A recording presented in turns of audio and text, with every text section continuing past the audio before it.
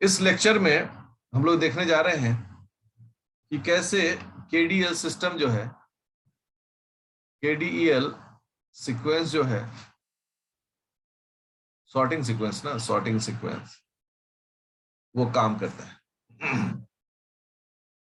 अगर हम इसको देखें तो हमें कुछ डायग्राम्स की मदद से इसको समझना चाहिए, क्योंकि डायग्राम हमको हमेशा जल्दी से चीजों को समझने में मदद करता है। ठीक है, देखिए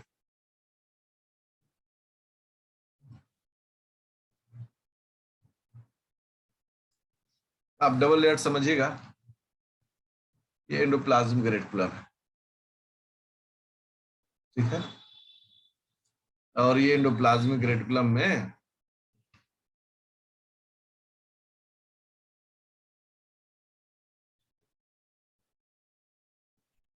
ये केडीएल रिसेप्टर है, और इस केडीएल रिसेप्टर के चारों तरफ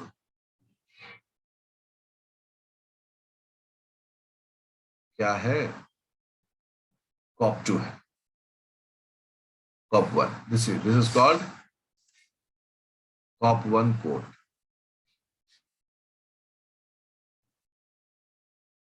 इसे हम लोग बोल रहे हैं केडीईएल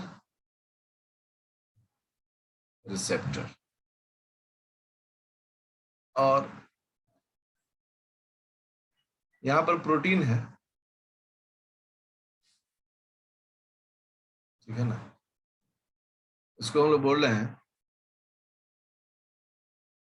soluble ER रेजिडेंट प्रोटीन, ठीक है।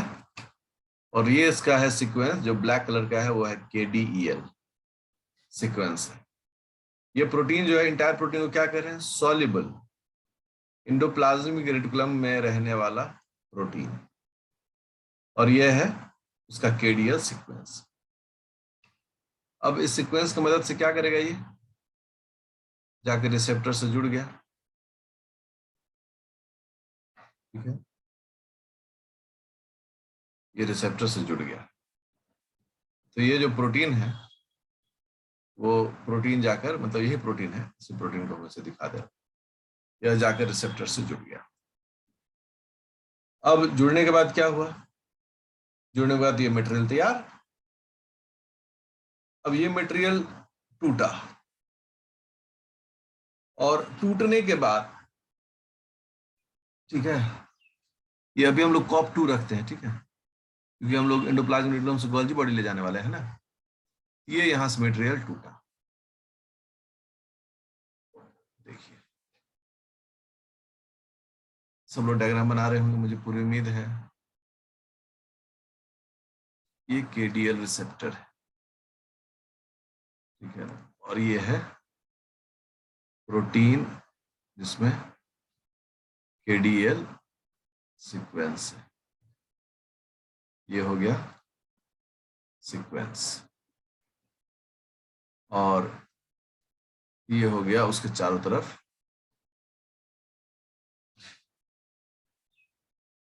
COP2।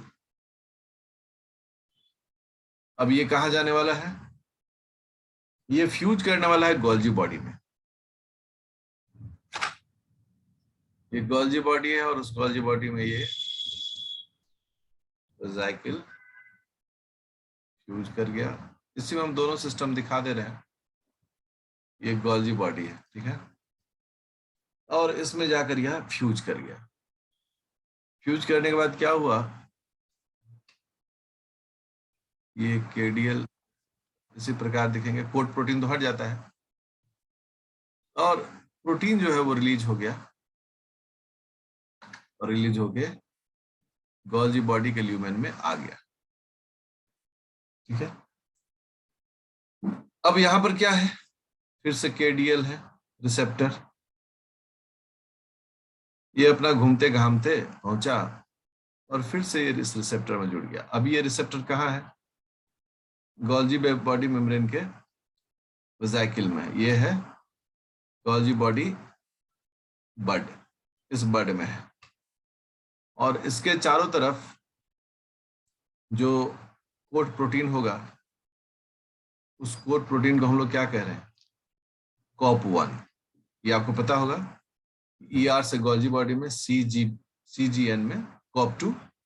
और अब जो है ये आकर किससे फ्यूज करेगा? एंडोप्लाज्मिक रेटिकुलम से।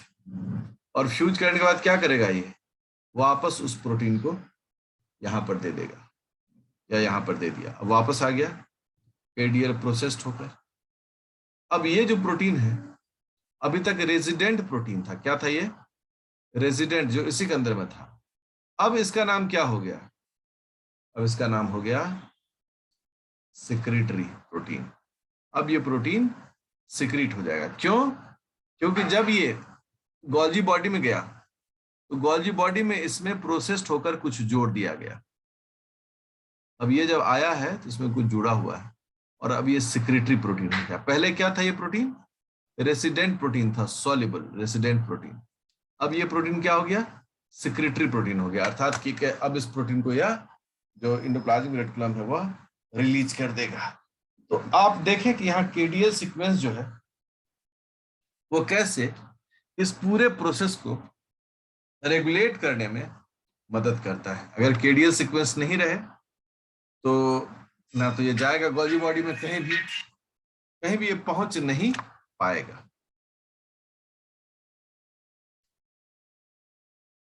अब हम लोग देख रहे हैं साइटोसोलिक या साइटोप्लाज्मिक ले लेते हैं, ठीक है ना? Cytoplasmic sorting signals। अगर साइटोप्लाज्मिक sorting सिग्नल के बारे में बताएं, वही कोडिंग्स रहेगा। तो पहला है KKXX। KK का मतलब लाइसिन लाइसिन, अननोन अननोन। ये किस प्रोटीन के साथ जुड़ा रहता है? ER resident membrane proteins, membrane protein से मिलता है। और इसका जिस प्रोटीन पर इसका सिग्नलिंग मतलब कि रिसेप्शन होता है वो होता है COP1 अल्फा एंड बीटा सब यूनिट्स। ठीक है, अल्फा बीटा सब यूनिट COP1 में होता है उसमें। और ऑब्वियसली जो प्रोटीन कोटिंग होता है वो COP1 का होता है। उसी तरह से अगर आप देखें एक आध एग्जाम्पल और हम इसमें दिखाते हैं। XRRX, R represents for arginine। लोग इसको बोलते हैं डाई आर्जिनिन भी, एक शॉर्ट फॉर्म इसको क्या कहता है? Di arginine. तो डाई आर्जिनिन सिग्नल लिखा जाता है, इसका मतलब है कि 4 में से 2 आर्जिनिन है। ये कहां? ये भी ER resident membrane protein ER के मेम्ब्रेन में मिलता है। और इसका भी जो टारगेट एरिया होता है cop alpha and cop beta, मतलब ऊपर वाला ही दिखाते हैं, यही होता है। और सेम COP1 भी इसमें काम करता है। कुछ टेबल हम आपको दे देंगे, ठीक है? उस टेबल से आप इसको पढ़ सकते हैं। 3 4 5 दिया रहता है वहां, ये लॉरिश में दिया हुआ है ऊपर में, वहां से आप इसको देख सकते हैं। हम टेबल आपको शेयर कर देते हैं थोड़ी देर में। सबके फंडामेंटली काम करने का तरीका एक जैसा ही होता है।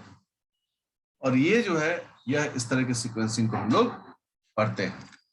आइए झटपट, ये तो टॉपिक जो है वो ओवर हो गया।